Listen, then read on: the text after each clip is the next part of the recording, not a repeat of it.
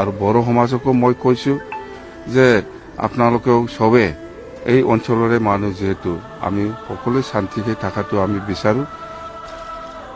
জহা কেইজন আছে বড়োবিলাক একো বুজি নাপায়ো, একো বুজি নাপায়, কিন্তু এই ছাত্ৰৰ ভিডিঅ'টো আপুনি চাই লোৱা কি কৈছে, ইমান ধুনীয়াকৈ বুজাইছে, ইমান ধুনীয়াকৈ। কিন্তু আপুনি যদি এটা বড়ো সমাজৰ হয় তেন্তে আপুনি এই ভিডিঅ'টো চাব পাৰিবা, ঠিক আছে। আৰু যদি আমি কোনোবা বেয়া কৈছোঁ তেনেহ'লে ক্ষমা কৰি দিবা। আৰু এই ছাৰটোৰ ভিডিঅ'টো চাই লোৱা, আপুনি যদি ভাল মানুহ হয় তেনেহ'লে আপুনি বুজি পাবা, হয় নহয়? কিন্তু আমি সকলোৱে অসমৰ মানুহ, আমি সকলোৱে এই অসমটোত জীয়াই থাকিম, অসমটোকে আমি জীয়াই ৰাখিবলৈ চেষ্টা কৰিম আৰু আমি জীয়াই থাকিম। কিন্তু এই দৰবাৰ কাজিয়া এইবিলাক শ্বুট নকৰে। আমি যদি আজি এক অসমৰ মানুহ মানুহেই যদি কাজিয়া দৰবাৰ লাগি শেষ হৈ যাব তেনেহ'লে কেনেকুৱা হ'ব? অসমটো থাকিব কেনেকুৱা শান্তিতে? তো মই অলপে কৈছোঁ, বেছি কোৱা নাই। আৰু আপুনি যদি ভাল বুজিছা তেন্তে ভিডিঅ'টো শ্বেয়াৰ কৰি দিবা। জহা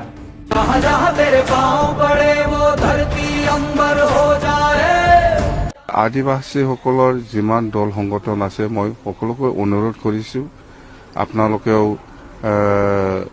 সমাজত এটা মেছেজ দিয়ক, যি হৈছে নিজৰ জাগাত যাতে থাকে। আৰু বড়ো সমাজকো মই কৈছোঁ যে আপোনালোকেও চবে এই অঞ্চলৰে মানুহ যিহেতু আমি সকলোৱে শান্তিকে থকাটো আমি বিচাৰোঁ, যাতে কোনোবা থাৰ্ড পাৰ্টিৰ কথা লৈ পেলাই যাতে হুলস্থুল নকৰে।